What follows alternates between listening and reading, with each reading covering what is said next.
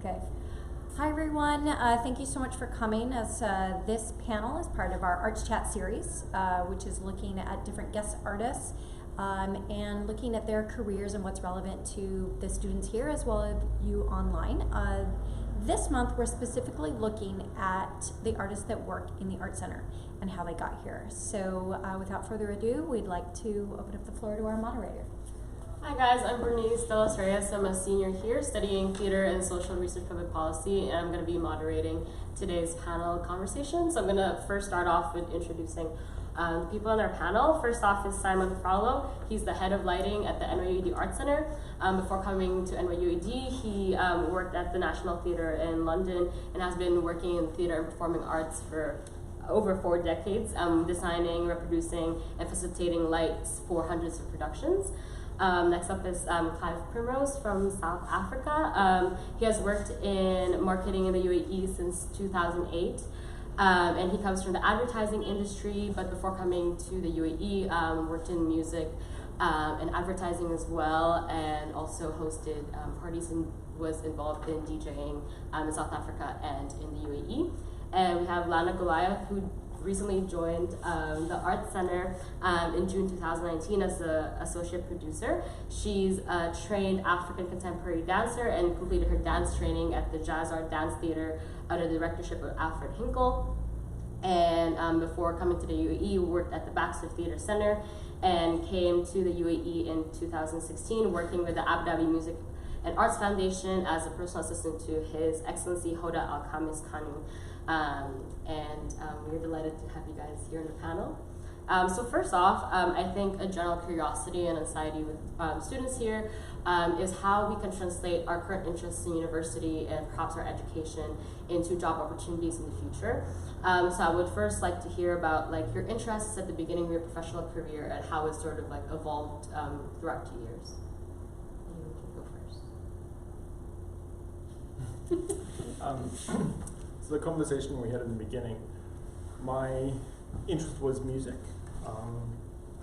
but at the same time I studied design. I started doing business. I didn't really enjoy that, so I stopped doing that and started design. So as a means to have some money while studying, I was DJing as well. So after graduating, I then got a job as a designer and continued to do parties and music and DJing on the side.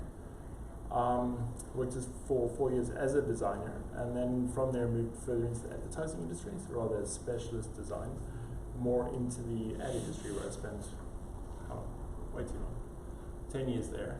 And in that transition to the UAE, and then I felt like I came sort of full circle back, now working, advertising the arts.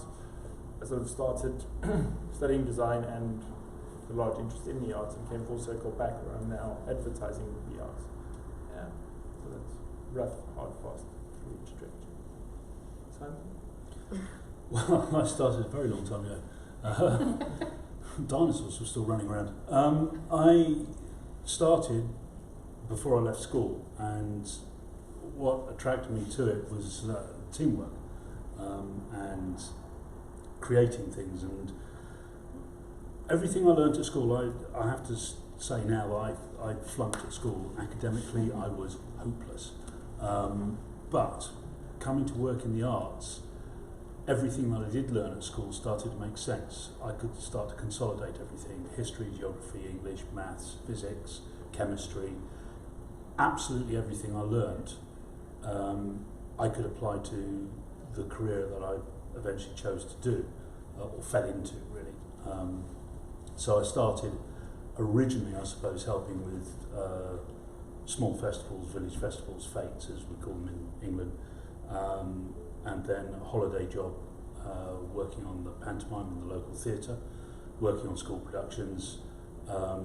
Then the theatre, to my surprise, phoned me up to ask me whether I'd come back and do some follow spotting on some other productions, which I did, and then that progressed to doing load-in and load-outs, or fit-ups and breakdowns, or get-ins and get-outs, depending on from where you are in the world. That requires building a show, seeing it through to the opening night, and then closing it afterwards. So that's how I started, and then I learnt on the job as I was going. So I started in a very small theatre. I suppose the easiest way to describe it is by the time I left that theatre, I was a very large cog in a very small theatre, as one of the two technical managers of the space.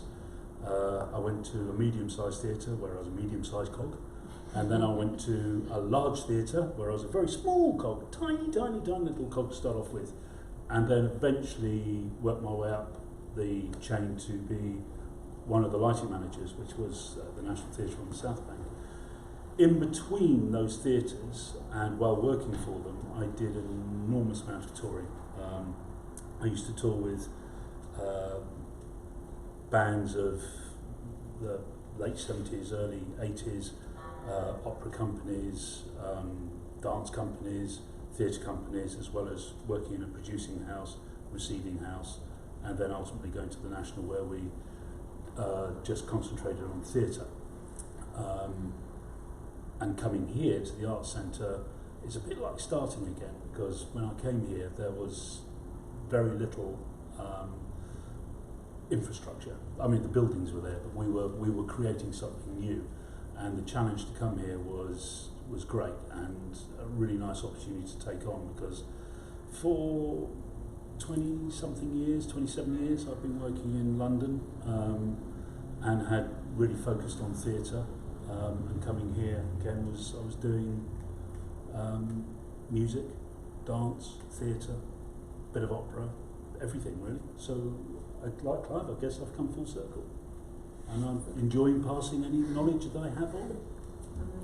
How about you, Mom? So I wanted to be a track athlete until I reached high school, because I attended a performing arts school which was not in the area where I grew up, because none of the schools in my area offered dance or drama or art as a subject. So I heard about this performing arts school, and I was like, I told my parents I wanted to attend it. So then I took it as a subject, I did it as a subject, and then extramurally as well, and I just loved it. I mean, the first time I was in the theatre, I think I watched Cats at the Artscape, which is the biggest theatre in the city. And I think I dreamt about it. I couldn't stop talking about it and thinking about it, and I was like, I see myself there, that I want to do that, because it was so expressive, and like I just got so immersed into just dancing and just, you know, being in control of your body, or just not being in control and just letting go. So I think that's what really drew me to wanting to take dance further. And then so I heard about this dance company who often did tours, not tours, like lecture demonstrations at performing arts schools. They came to our school and they spoke about being a professional dancer, and they did workshops with us, and I was like, I want to be them.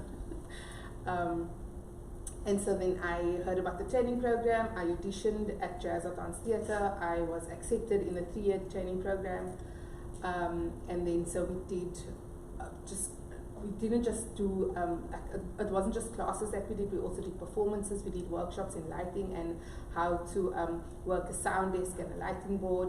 So there were so many nuances to the program. It wasn't just dancing. And then yeah, that's what sort of just pushed me into the performing arts, from being a dancer to then I later then moved on to theatre, because I needed something more stable, because a lot of the dance companies can't really survive without funding back home, even theatres. So I was like, oh my gosh, I need a stable job, and company was closing. Well, not closing, they were just not able to sustain itself. And that's when I decided to move on to the theatre. Yeah, I really appreciate that, actually, because my next question was sort of around the idea of how did you guys like deal with the transitions within your careers? Like you said, you were trained in dance, and Clive, you did a lot of graphic design, and you were working with different kinds of companies, from like small theaters to like big theaters. And sort of how do you guys like navigate the changes or like the transitions within those like shifting modes within your careers? When I started working, I'd already decided that I didn't necessarily want to be a designer forever. Mm-hmm. So I wanted to learn as much as possible within the industry I was in, which was advertising. So from there I learned how to build websites. I thought that was fun. I learned how to manage databases. Then I started spending more time on the strategy side, on the management side, on the financial side, and built up a very broad knowledge within advertising. So I focused in advertising, but always focused in advertising, but learned as much of all the disciplines that advertising has to offer. And for me, that it kept it exciting. Every 2 or 3 years, I'd sort of change direction a little bit, change jobs. Yet at the same time, now that I'm older, I feel I've got that very diverse experience to be able to take a lot of challenges, rather than just like. So for me, that was what I planned to do, is be able to have those different things. Be more well-rounded. Yeah, but coming into the arts now from the corporate advertising world has been nice, because the corporate world gets a bit cutthroat. Advertising agencies hire and fire. You win a client, you hire. You lose a client, you fire. Which is why you move around. I think I worked for about 7 or 8 different ad agencies. So the stability that the arts has. No,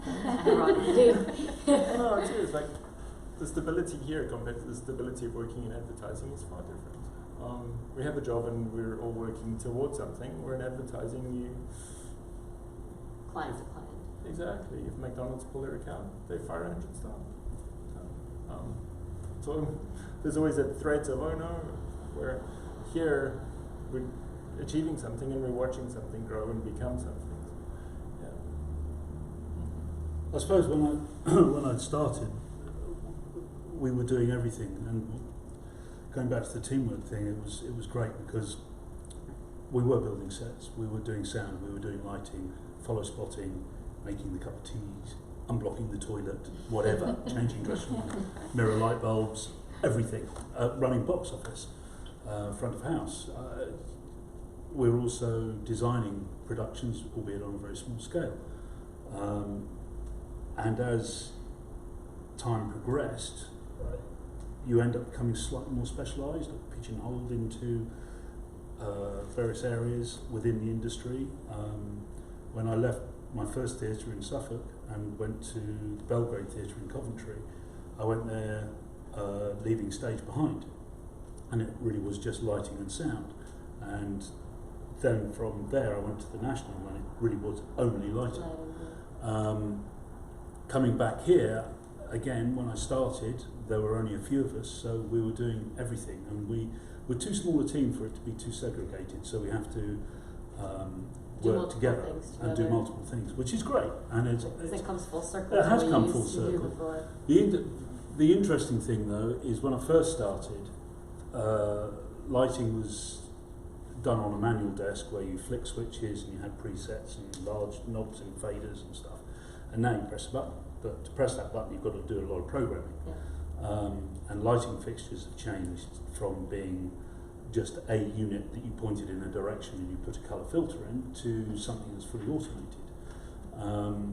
And the speed that the technology has been moving in the lighting industry, particularly in the last 15 to 20 years, has been extraordinary.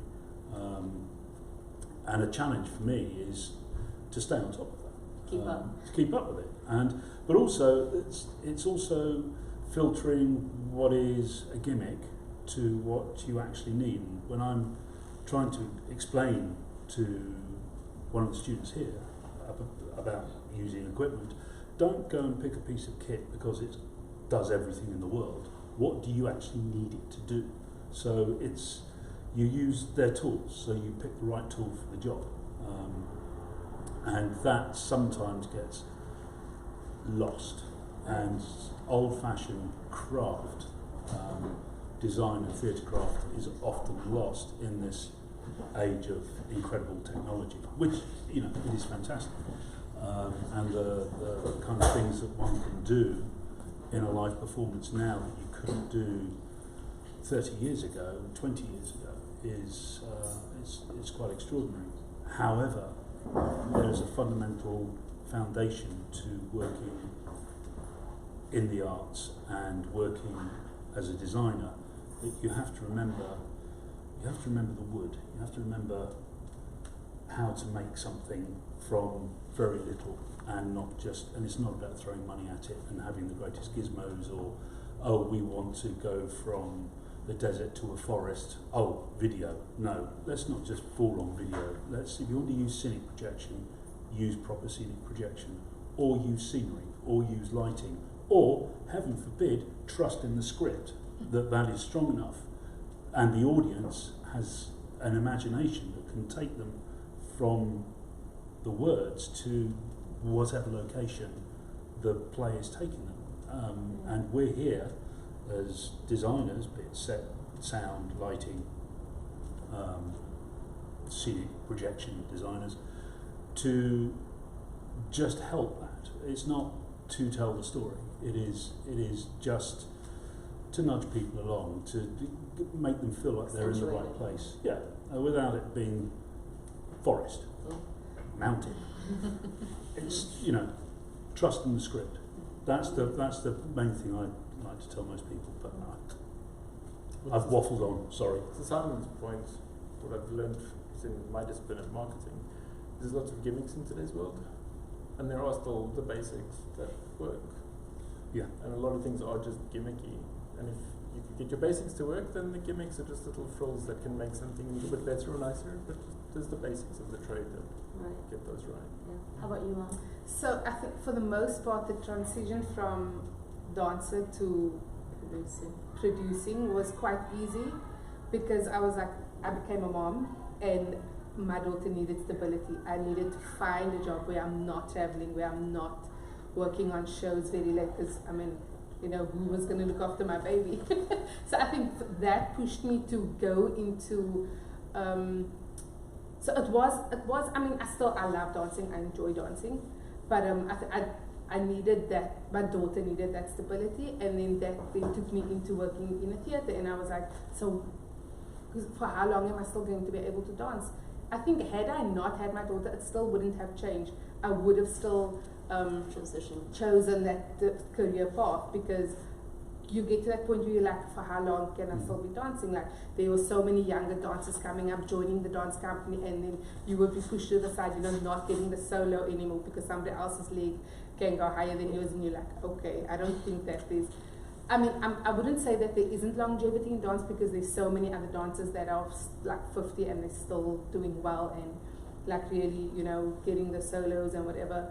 But I didn't think that it was for me, and also because of the way the situation with companies back home, you know, lack of funding. So that also played a very big part in me changing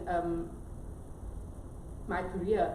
And then I was like, so what do I do? I started out as a personal assistant at the theatre, and I was like, I immediately told the director that I wasn't going to be a PA forever. I wanted to learn how to produce, and she was like, okay, so come on. And she just kept throwing things at me, and like, I was producing a community festival, I was assisting on a dance festival, I was producing shows that we were presenting and touring.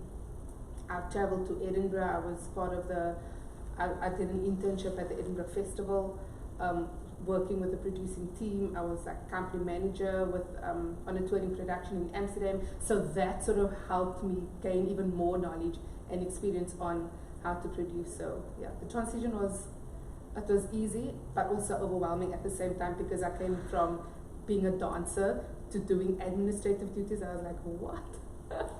I was not prepared for this, but I'm still learning, you know? Yeah. I think what I'm getting out of this too is that it's important to kind of know like your short-term and long-term goals. Like you said that you didn't want to be a designer forever, so you started picking up different skill sets, and you say that you want stability in your own personal life, and kind of knowing how to see that right away and be able to kind of set goals for yourself early on, so that you're able to kind of build the building blocks and how to get there, which I think kind of transitions to my next point a little bit about how you kind of get to these opportunities, right? I think I'm aware as a senior that a lot of arts opportunities aren't often like posted in like LinkedIn or like very like traditional ways of finding jobs, and it's often through networks and often through people that you know and who you communicate with within your own network. So I was wondering if you guys have any, from your experiences, have any tips on how to sort of like utilize that network that that we have, or how you have personally utilized your networks, and how to build them even more, especially in a school like this where we have connections from like all over the world. And also like if you have any experiences with this whole idea of like cold emailing and how you approach that, or like how to approach people that you otherwise wouldn't know in order to kind of maximize the opportunities that you otherwise wouldn't find. for me, the 2 jobs I got through the standard application process was my very first job and this job. So there's hope. Yes, this was on LinkedIn, and I clicked the button and wrote a cover letter and submit, and here I am. For me, it was just doing a good job, and in that, your work ends up being shown to someone else, and you get a good reputation, and then someone says they need something for something. So I would just do good work and be a nice person. Pretty much. Yeah, I totally agree with that. Yeah. And then people like you and they like the work you do, and then opportunities come from that. But so that's how that happened. So from the one job I had, I got a contact for another company that was starting up doing something, and they offered me a position. And then that moved to another position. And the way I ended up in the UAE was I was doing a lot of work for John Walter Thompson, a big ad agency. And someone I know moved transferred to the Dubai office, and he emailed me one day saying they need people, am I interested? And I was like, sure. I sent my resume. 3 days later I was on a plane. 2 months later I moved to Dubai. Wow. So and that just happened because I knew someone. So it's just do good work and be nice. Do you guys want to? Every job I got a call, there's a new position coming up, I think you should apply. I will mention you to the person, but ultimately, you would have to do the rest. But it was always a referral. I mean, for this one, like for the job at the art center, my previous director came to like a symposium that they had when they had just opened, and she came back with a whole lot of brochures and things, and I was like, oh wow, I didn't realize that the arts was so big in the UAE. And I flipped through all the flyers and I googled every name that I saw, and I was like, the art center, ADMAF, and like, I mean, there were still a few organizations in Dubai, and I was like, eeny, meeny, miny, mo.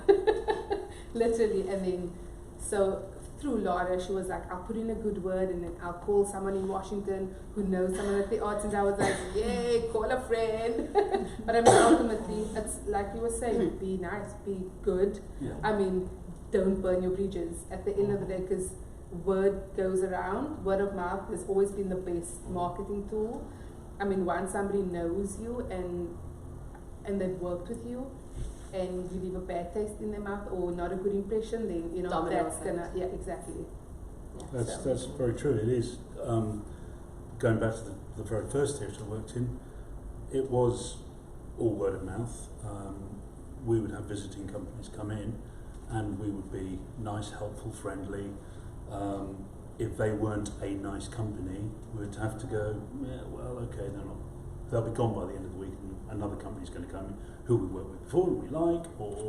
But it's too small an industry to be unpleasant to people and to be difficult. It's easy to get along in this industry by being helpful and being kind, being a nice person. By that, don't throw yourself under the bus and take on everything that's happening, because you won't live very long. But Grey hair like us. what tends to happen is a company will go away, and you've made an impression on them, and a couple of months later you'll get a phone call, and it will be, hi, it's Russ from London Festival Ballet. I'm going on tour with whatever band it was we went on tour with. Are you up for it? Would you like to do some of the venues? Or we're moving extemporary dance company from one venue to another. You know the show, so and so's dropped out. Do you want to do the load in and load out for this leg of the tour? And slowly but surely you build up a network that way, and people invite you, and then that opens up another door. And there was always a bit of an in-joke in the technical aspect of this industry, that if you go to the pub and you buy somebody a drink, you get a job. But actually a lot of networking is done in social occasions. Now, obviously, going to the pub and technical aspects of this industry don't really mix. That's a good way to see people. But it's a good way socialising at the end of a hard week or a hard day doing a load-in. They are long hours. Sometimes people are working in excess of 18 hours a day on arena shows or theatres or just back-to-back touring. And quite often at the end of those days, while you are absolutely exhausted, you do go and have an unwind in the hotel bar or in the pub with the local crew, and you get to socialise and have a laugh about the time when somebody tripped over something and fell over, and a whole load of other things fell over because, you know, comedy moments. But moving on from that, some of the more, well, for instance, the job at the National I saw being advertised, and at the time I applied for, I think it was 3 other jobs, certainly, definitely 2 other jobs. It was so long ago, it might have been 3 other jobs. I was offered 3, yeah, it was 4 jobs because I was offered 3 of the 4 jobs. And I was literally about to decide to say yes to somebody in Oxford when a letter landed on, because there was no email then. Pigeon arrived in the coop, and I opened up this letter, and it was a job offer from the National. It was just like, hang that up, pick that up, and the National, yes please, thank you very much. So, and then while working there, again, it's all about networking and being in a position from having gone from low down, having to be nice and helpful and responsive to people's needs. The flip side of that is I would often go out and do stuff in and around London or out in the country for small companies. And I remember one place I went to where a colleague of mine from the National was working with a dance company, and he wanted me to program the lighting for a show, or he was designing it. And we wanted to get the lighting console into the auditorium. And the guy who was the head of lighting there was being so unhelpful. His name was Jamie. So we called him Unhelpful Jamie. Sorry, Jamie, if you're out there watching this, but you really were unhelpful. Anyway, it was one of those classics where, you know, he was the king of the roost. It was his nest, and he had these 2 guys coming in who he thought one was an old duffer and the other was somebody else who he just decided he didn't like us for whatever reason, and was rude, unhelpful, completely obnoxious. And then 2 days later he realised who we were. He realised I was one of the lighting managers at the National, and Hugh was our resources manager. And I mean, we couldn't get enough of what we wanted for the rest of the week. It was really funny. We never employed him. The moral of the story There is you be go. nice Be and nice. be kind. Absolutely. First impressions are lasting, definitely. Yeah. But networking, like, how do you start networking? And to me, that's a challenge if you're looking for work. You know, because there's networking events, but half the time those are salespeople, where there's people from companies selling a product, and they're just pitching and handing out business cards. So if you're looking for a job, how do you do it? In advertising, I was freelancing. So even while I was working and while I was studying, I would just Hand out your portfolio. I'll just speak to people and be like, I can make websites, you need a website. And they're like, okay, I was like, sure, I'll make a website. And I charged minuscule amounts for it. But it meant that they would then refer me to someone else who would speak to someone else, and this bubble would slowly get bigger. Bigger and bigger. So for me, while I was studying, freelancing helped a lot. One, it meant that by the time I finished studying, I had a portfolio. So I wasn't starting cold, because my college work was one thing, but Your a freelance client work brief to your college portfolio were very different things. So I had an actual client portfolio that I could say, like, I've done this work here, and here's my college portfolio. So that helped a lot, to get to know people and just have something to show them. Yeah. Right. And just start. A friend of a friend who needs something, and someone else who needs something. Also, I think a lot of people who graduate from drama schools or colleges now walk out, they go, I'm a lighting designer, I'm a set designer, I'm a this, I'm a that. No.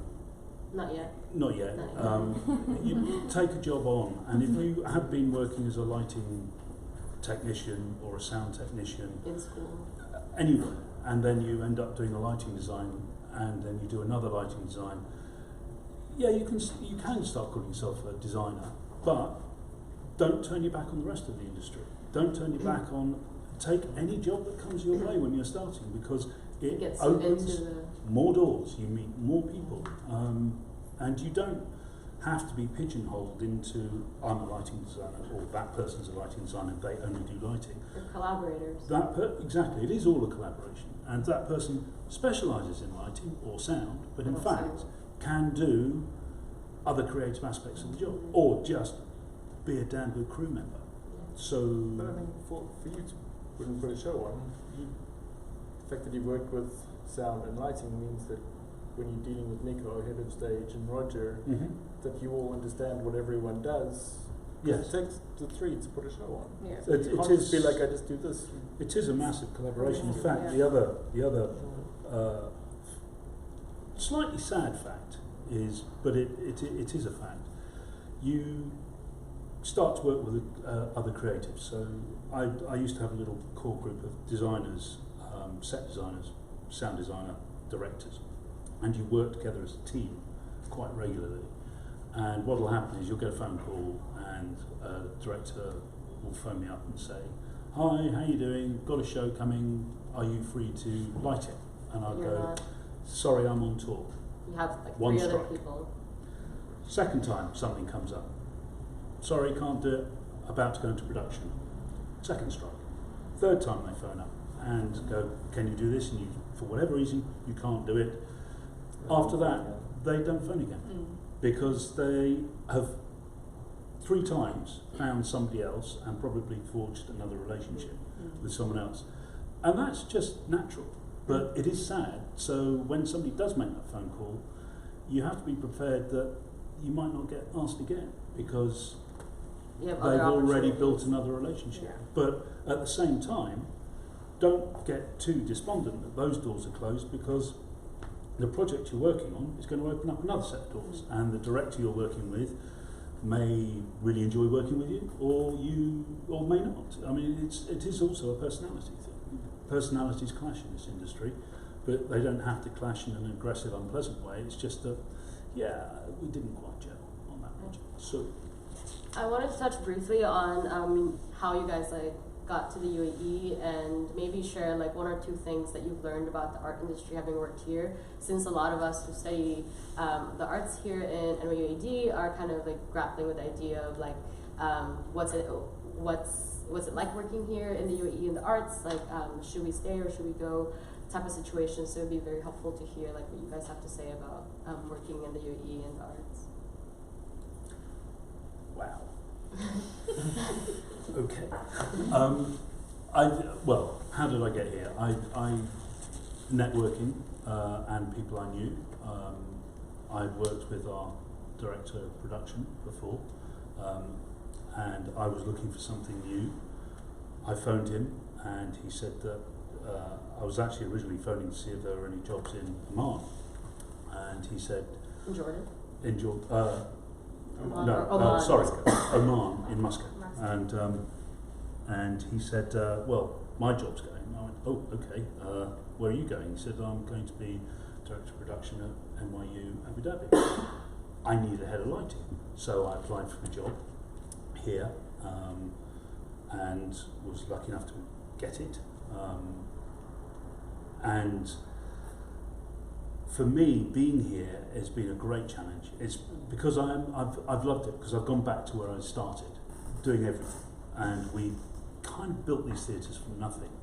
Even though the framework was there, very little infrastructure was there that was usable. Anyway, so we got getting the spaces working, working on a varied programme, realising there is limited arts resources in the country, but there is an underlying very strong arts scene here, and it's been an eye-opener. It's been really interesting, and having worked recently with a local dance company, Sima Dance, it's just exciting to have those opportunities. When we did the Water in the Desert project with Cranley School, another one, we produced these shows here at NYU as a bona fide producing house.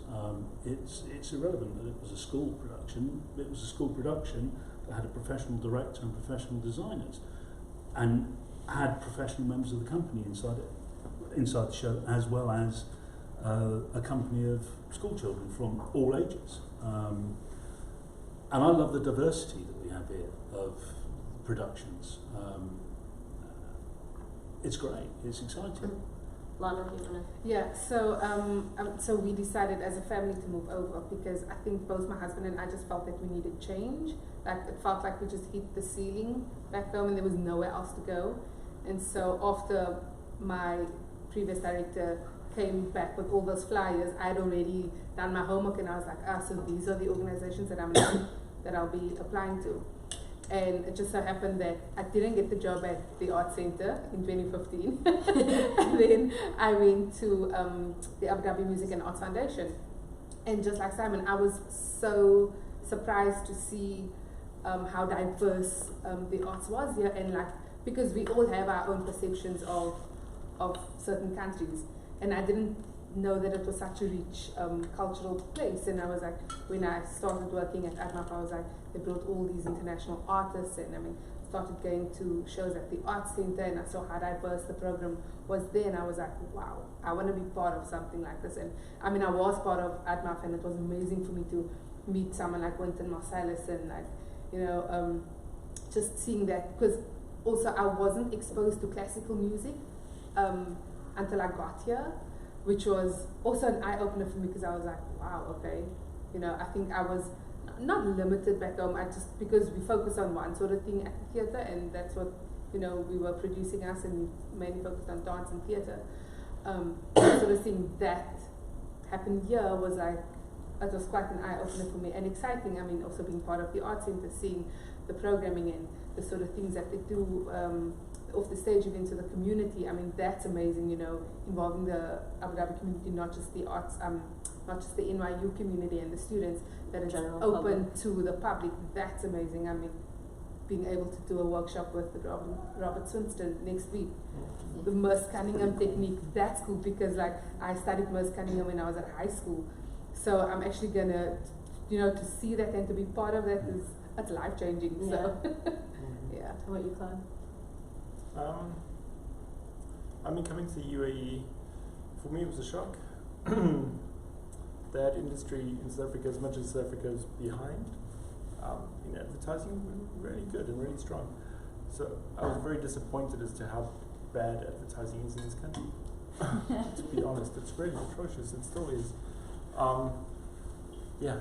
So at that point, I was shocked, and I got to understand why, and that's because for the most part, the UAE being so small, they take international campaigns, dump it here, and they just put a little bits of sort of Arabic paint over it and do that. And that's where most of advertising in this country comes from. So the unique creativity behind it, I feel lacks a lot.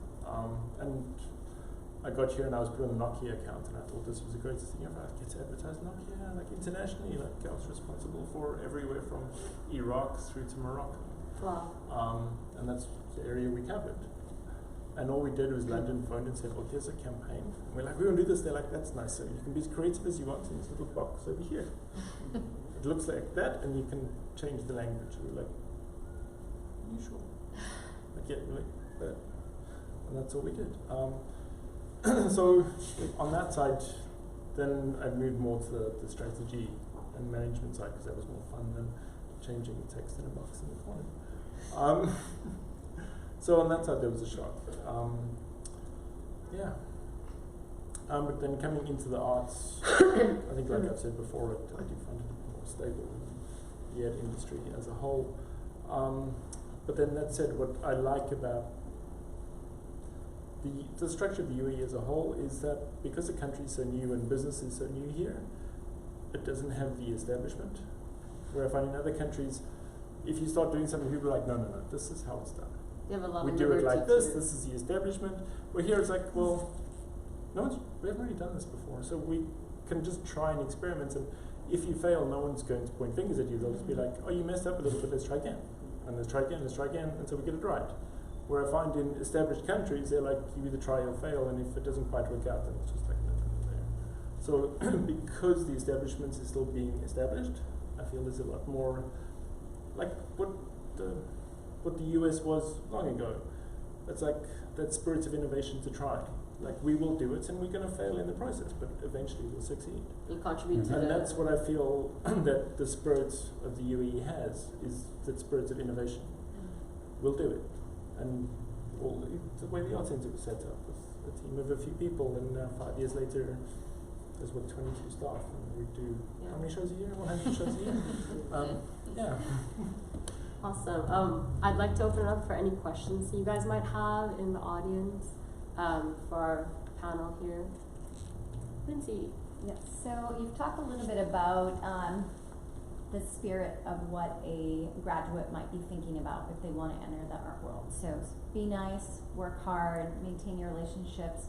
Wondering if there's any other either attitudes or you'd say ethics that you want to work towards as you're thinking about wanting to, they're thinking of entering the career of the arts. Thoughts?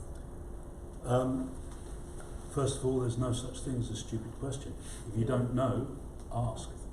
I can't bear having somebody who joins any one of the crews I've worked on with, have working for me, who thinks they can blag their way through it. Nobody's expected to know everything. You may have been off sick that day at school when they covered that one thing. You never know. There's no such thing as a stupid question. Pluto isn't really a band.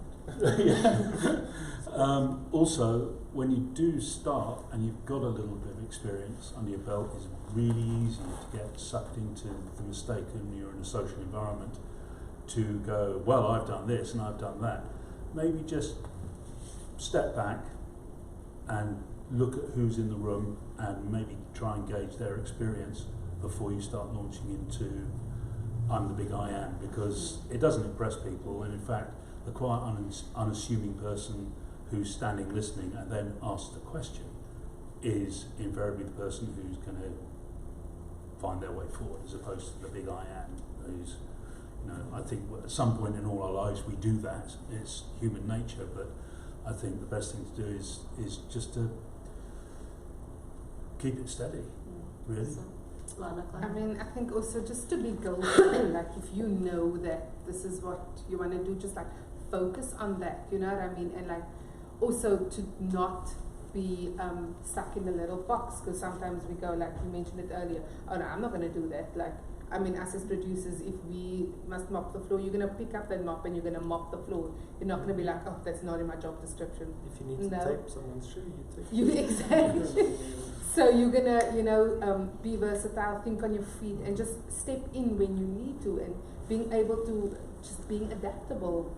And I mean, it's not a job that you, at the end of the day, you've filed your paperwork, you go home. Yeah. It's a job you've done your bit, and you look around, and then somebody from another department it could be a very heavy sound show. So do they need a hand? It could be a very heavy stage show. Do they need a hand? Because at the end of the day, as we have touched on, it is teamwork, and there is no such thing as one element of making a show happen that is more important than anybody else. Everybody is as important, and the best directors I've ever worked with work in a very collaborative fashion. There is, yes, the buck ultimately stops with them, it's their show, and well, it also stops with the producer because they've commissioned people to produce a show. But the director working in a collaborative fashion, encouraging their designers to work with their teams in a collaborative fashion, they are the best shows.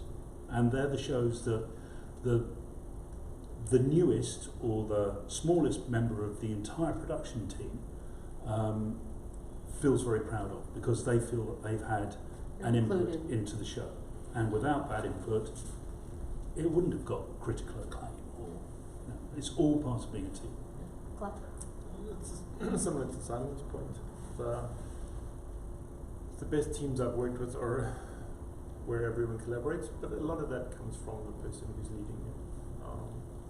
If you have bosses who do believe in getting the best out of everyone rather than just telling everyone to do what they said, often everyone then achieves their best rather than what one person's capable of. And other advice from me is just really good manners. Manners go such a long way. and sometimes I'm astounded by how bad people's manners are. It does. I do believe that my mother brought me with very good manners, and I know that it's helped me in life to just be polite, and people are willing to listen to you. If you drop, to Simon's point of arrogant attitudes, drop the arrogant attitudes and have good manners and show people respect, and people are prepared to give you the time of day one day. Awesome. Where if you're arrogant, then people won't be prepared. Are there any other questions? I have a question. If you were hiring a fresh grad for your department, for your office, what kind of qualities or skills would you be looking for? Well, honesty, actually. Dedication, honesty. If you don't know, ask. There's no point trying to muddle through. And the words escape me at the moment. Entitlement, drop it. I've seen too many people who walk into a great experience, an opportunity, they waste it because they felt entitled or they've messed the people around who are helping. So I look for somebody who is excited, dedicated, will listen. You're not expected to learn everything immediately. We've got a couple of interns who've come through us over the years who have been fantastic, and to the point where actually, the last intern who's now gone away, I've just sent a really nice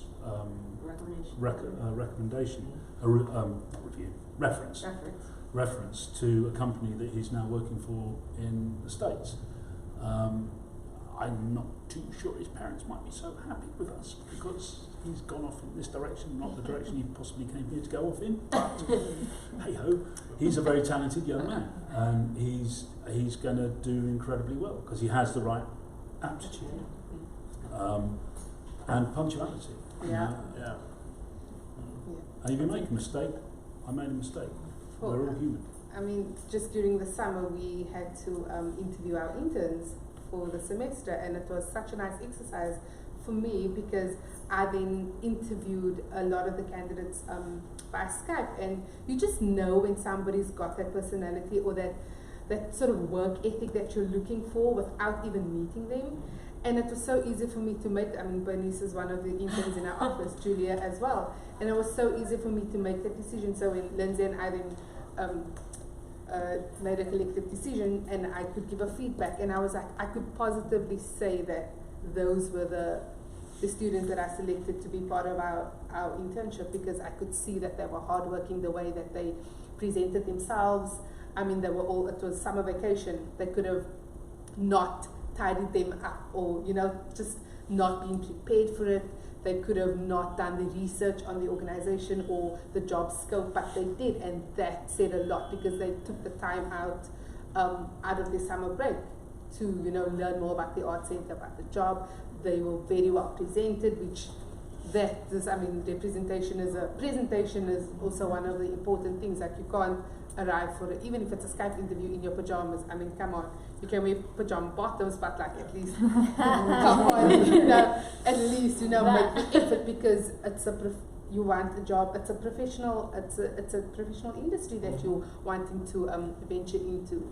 So yeah, you just know, even just looking at people's CVs, the way they write their cover letters, like the detail,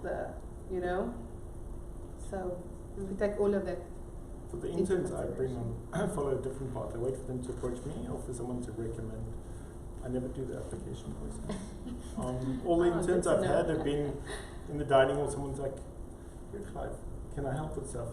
Or Ethan, last year I was doing something. He's like, I really want to help with some stuff. Do you need interns? So I sort of chance meeting. Yeah. Networking. Julia's now by random chance filming today because that was needed. You can't so have a Awesome. Well, thank you so much, you guys. That was really insightful, and I personally learned a lot, and I hope you guys learned a lot as well. Thank you so much for giving me the time. Thank you. Thank you. Yeah.